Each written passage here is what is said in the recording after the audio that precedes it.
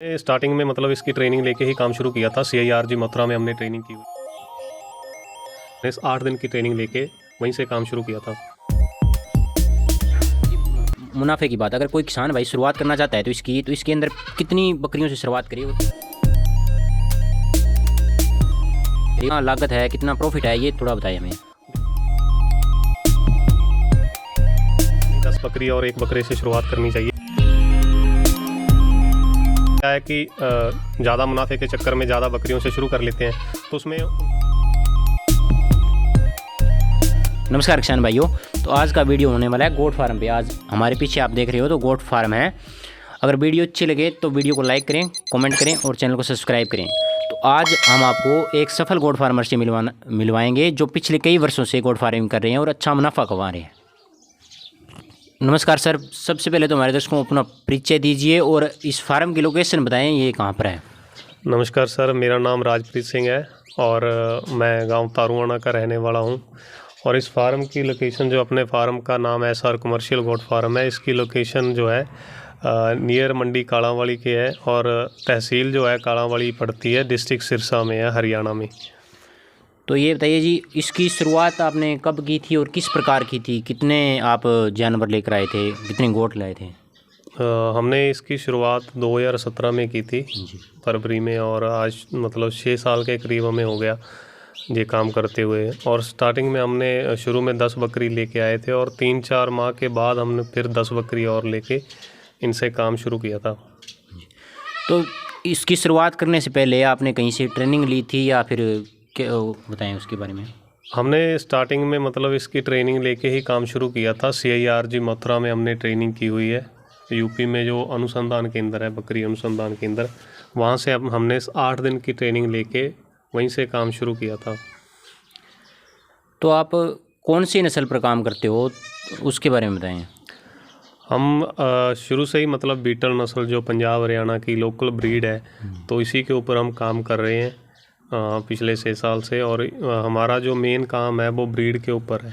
हम ब्रीड का सेटअप लगाया है हमने, इनके बच्चे आगे सेल करते हैं, बकरियां सेल करते हैं।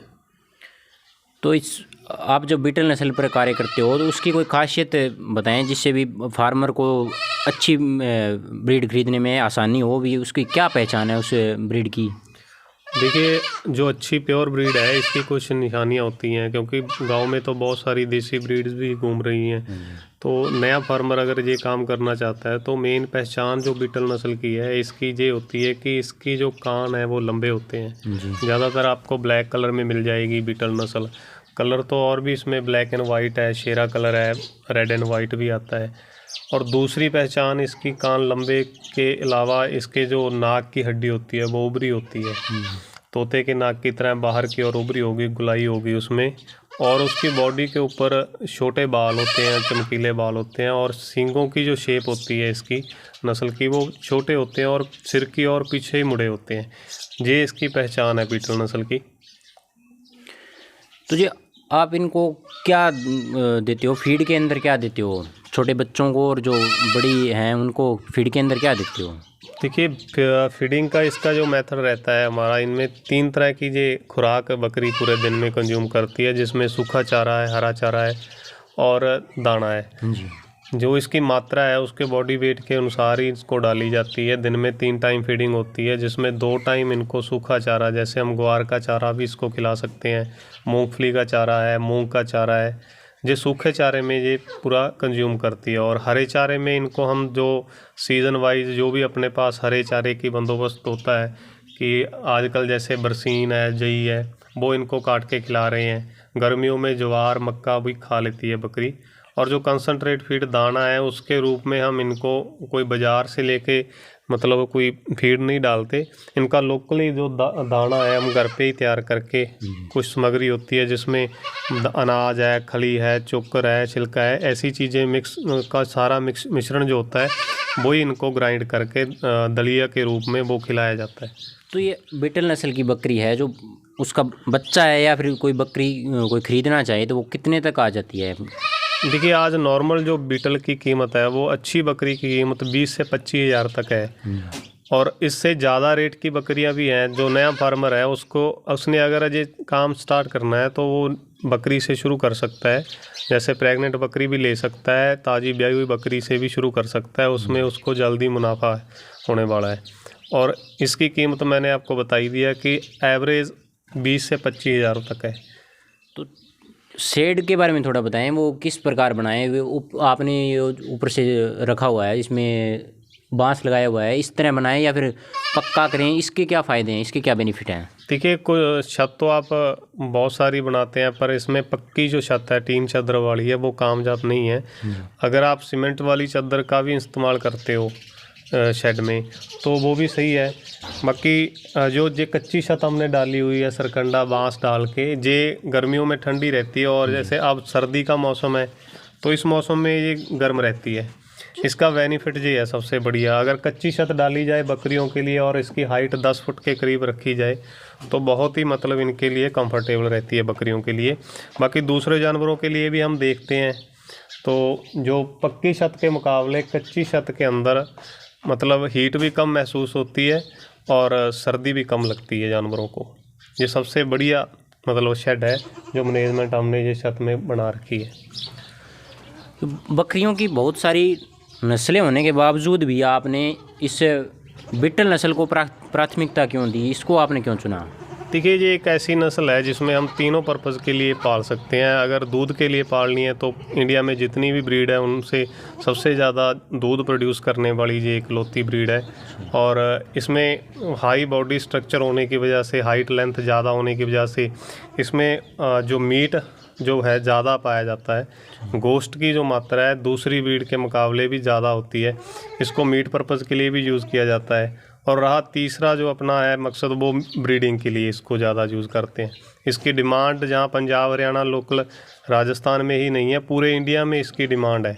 ब्रीडिंग सेटअप के लिए मतलब कहीं से भी हमें इसकी डिमांड मिल जाती है और हमें इसको बेचना भी आसान है, इसलिए हमने इसी ब्रीड के ऊपर फोकस किया। तो अब सर्दी का मौसम चल रहा है, तो सर्दी के मौसम में इनमें कौन सी बीमारियां आने का खतरा बना रहता है? तो उसके लिए क्या उपचार है, क्या करते हो आप उसके लिए थोड़ा? देखिए, बीमारी ना आए उसके लिए सबसे पहले ज़रूरी है कि हम अपने जानवरों की वैक्सीन करके रखें प्रॉपर। हम इनमें 3 तरह की वैक्सीन करते रहते हैं, जिसमें मुंह खुर की वैक्सीन है FMD की। इनमें बकरियों में आती है PPR की बीमारी, उसकी वैक्सीन हम करते हैं। और तीसरी है इसमें ET की बीमारी। जैसे कि इनका खान पान चेंज होता है, गर्मी से सर्दी में जब नया सीज़न आता है तो इनका दाना चारा चेंज होता है, खान पान चेंज होता है। तो उससे कुछ जानवरों को क्या होता है कि दस्त लग के वो जानवर मर जाते हैं, जब उनमें पेट अफरा आ जाता है। तो ऐसी कंडीशन, ऐसी बीमारियां ना आए तो उसके लिए हमें वैक्सीनेशन करना बहुत ज़रूरी है। और पेट के कीड़ों की दवाई भी हम इनको रेगुलर देते ही रहते हैं। सीज़न में कई बार तो 4 बार दे देते हैं पूरे साल में। हर 3 मंथ बाद इनको दवाई देनी पड़ती है और इसमें कोई ज़्यादा बीमारियां आने का इतना ख़तरा नहीं रहता अगर हम इसकी देखभाल अच्छे तरीके से करते हैं। इनको खुराक पूरी बढ़िया अच्छी क्वालिटी की डालते हैं और साफ़ सफाई का फार्म के अंदर पूरा ध्यान देते हैं। बीमारियों का इतना कोई ज़्यादा इनमें झंझट नहीं है। अगर हम इसमें अनगहली कर देते हैं, इसके बारे में बिल्कुल भी नहीं ध्यान देते, इनका टीकाकरण नहीं करवाते, इनका प्रॉपर टाइम पे ट्रीटमेंट नहीं करवाते, तो फिर हमें इस काम में नुकसान भी हो जाता है। एक बच्चा है वो बड़ा होकर मतलब ब्यान तक कितने महीने में तैयार हो जाता है आगे ब्यान? देखिए, जैसे ये बीटल एक बड़ी नस्ल है, इसको हम जल्दी क्रॉस नहीं करवा सकते। जैसे दूसरी ब्रीड होती है, बर्बरी ब्रीड है, उसको तो हम मतलब 7-8 माह की जब हो जाती है बर्बरी तो उसको मैटिंग के लिए हम छोड़ देते हैं बकरे के पास। पर जो बड़ी नस्लें हैं इनको हम 1.25 साल से कम एज की बकरी को मैटिंग के लिए हम यूज़ नहीं कर सकते, तो उसके जो हाइट है, लेंथ है, ग्रोथ है, वो रुक जाती है। इसलिए सही जो टाइम होता है मैटिंग करवाने का, इसकी ब्रीड लेने का, वो बीटल नस्ल का होता है 1 साल के बाद। 1 साल, 1.25 साल की या 1.5 साल की आप मान के चलो, बकरे को भी हमने तभी मैटिंग के लिए छोड़ना है। तो अब आती है इसके अंदर जी मुनाफे की बात। अगर कोई किसान भाई शुरुआत करना चाहता है तो इसके अंदर कितनी बकरियों से शुरुआत करे और कितना लागत है, कितना प्रॉफिट है, ये थोड़ा बताएं हमें। देखिए, शुरू में अगर कोई नया फार्मर काम शुरू करना चाहता है तो उसको ज़्यादा नहीं 10 बकरी और 1 बकरे से शुरुआत करनी चाहिए। कई लोग क्या है कि ज़्यादा मुनाफे के चक्कर में ज़्यादा बकरियों से शुरू कर लेते हैं, तो उसमें उनका नुकसान भी हो जाता है। उनको बिल्कुल भी नॉलेज नहीं होती कि बच्चों की केयर कैसे करनी है, गर्मी सर्दी में उनको क्या खिलाना है, क्या पिलाना है। तो वहाँ पे जाके उनके जानवरों क्या है कि ज़्यादा बीमार हो जाते हैं, उनको जानकारी प्रॉपर ना होने की वजह से। इसलिए सबसे पहले तो ट्रेनिंग ज़रूरी है। आप ट्रेनिंग लेके ही इस काम में आओ और थोड़े जानवरों से शुरू करो, और अपना प्रैक्टिकल तजर्बा आपको जैसे जैसे आपका एक्सपीरियंस बनता जाएगा इस काम में, धीरे धीरे आप इस काम को बढ़ाएं। और मुनाफे की बात करें, इसमें मुनाफा होता है आपका बच्चों से। जी। अगर हम ब्रीड अच्छी रखेंगे तो उसको हम मतलब मीट पर्पज़ के लिए भी अच्छा मानते हैं कि वो ज़्यादा वेट गेन करने वाले आपके पास बच्चे आएंगे, अच्छी ब्रीड देने वाले आपके पास फीमेल बच्चियाँ आएंगी, और अगर अच्छी ब्रीड होगी तो उसके दूध की जो प्रोडक्शन है वो भी अच्छी होगी।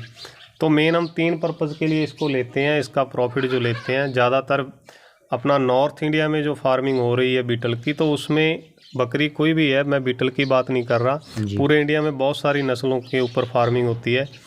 तो अगर हम फार्मिंग से मतलब मेन मुनाफा माने तो वो बच्चों से है। अगर हम बकरी के एक ब्यांत में मतलब उसका प्रेगनेंसी पीरियड जो होता है वो 5 माह का होता है, 5 महीने बाद वो बकरी बच्चा देती है। तो उसमें हम प्रॉफिट जो मानते हैं बकरी का, अगर आप सोचते हो कि एक बार में बकरी 2 बच्चे देती हैं, कुछ ब्रीड होती हैं कि 1 बच्चा देती है, जैसे सिरोही है या कोई और ब्रीड है, पर जो बीटल की संभावना होती है बच्चा देने की, वो एक ब्यांत में 2 बच्चे देती है। आपके पास 1.25 साल के अंदर या 1.5 साल के अंदर वो अगर 2 बार ब्याह जाती है तो वो आपके पास 3 या 4 बच्चे देगी। जी। तो अपना खर्चा वगैरह पूरा निकाल के अगर हम एक बच्चा उसका खर्चा भी निकाल दें तो प्रॉफिट की बात करें तो 2 बच्चे जो रहे, अपनी जो मेन इनकम रहती है 1.25 साल के अंदर, तो वो हम अगर अच्छी क्वालिटी पाल रहे हैं, अच्छी ब्लड लाइन की बकरियां पाल रहे हैं, तो एक बकरी से हमें जो मुनाफा है तो वो हम 15,000 से 16,000 तक, अगर अच्छी है तो 20,000 तक भी हम एक बकरी से खर्चा वगैरह निकाल सकते हैं। जे इसमें जो प्रॉफिट है, जो फ्रेश इनका हमें लाभ होता है, वो चीज़ है। तो एक ये और बताएं जी, बच्चों के ब्यांत के समय बच्चों की देखभाल किस तरह करें? जो सर्दी का मौसम है या गर्मी के मौसम में इनकी केयर किस प्रकार करें? क्योंकि जब तक इनकी केयर अच्छी तरह से नहीं होगी तो ये अच्छी नस्ल के रूप में तैयार नहीं होंगे। तो इसके बारे में बताएं जी। देखिए, स्टार्टिंग में तो यही होता है कि हम अगर प्रेग्नेंट बकरी की अच्छी केयर करेंगे, उसको अच्छी खुराक देंगे, तो बच्चे आपके हेल्दी पैदा होंगे। तो डिलीवरी के बाद क्या होता है कि बच्चों को आपने सही टाइम पे दूध पिलाना है और सही मात्रा में दूध पिलाना है उसके बॉडी वेट के अनुसार। कई बार फार्मर क्या करते हैं कि बकरी के बच्चे को ज़्यादा दूध पिला देते हैं और बच्चे क्या है कि जल्दी बीमार हो जाते हैं, उनको डायरिया लग जाता है, या फिर गर्मी में केयर नहीं होती तो गर्मी लगने की वजह से बच्चों की मोर्टेलिटी हो जाती है। और सर्दी में जैसे अब सर्दी का टाइम है, ज़्यादा ठंड पड़ रही है, अगर हम इनकी अच्छे से देखभाल नहीं करेंगे, इनको ठंड से कवर नहीं करेंगे, बचाएंगे नहीं, तो फिर भी अपना इस धंधे में लॉस हो जाता है।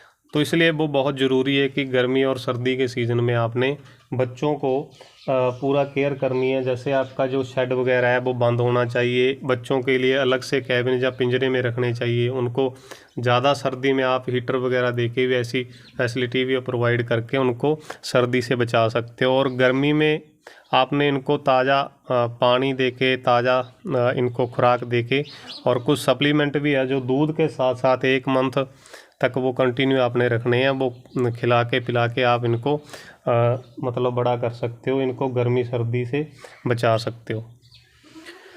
तो कोई फार्मर है जो हमारी वीडियो देख कर आपके पास ट्रेनिंग के लिए आना चाहे तो वो आ सकता है क्या? आप उसके बारे में थोड़ा बताएं। ट्रेनिंग ले सकता है, आप किसी कोई ब्रीड खरीदना चाहे तो वो कैसे खरीद सकता है? हमने ट्रेनिंग का जो सेशन है पिछले 3 साल से यहाँ पे ट्रेनिंग भी करवा रहे हैं, और ये ट्रेनिंग हम मतलब लाला लाजपत राय वेटनरी यूनिवर्सिटी हिसार की मदद से करवा रहे हैं। और सरकारी ट्रेनिंग है एक तरह की, उसमें प्रैक्टिकल करवाया जाता है पूरा, जहाँ पे कैसे फार्मिंग की जा रही है, कौन सी नस्ल पे हम काम कर रहे हैं, नस्ल सुधार के ऊपर, और इनके डाइट प्लान, इनकी वैक्सीनेशन, इनका ट्रीटमेंट, जहाँ पे प्रैक्टिकल जो हमारा एक्सपीरियंस है वही हम आगे फार्मर के साथ शेयर करते हैं।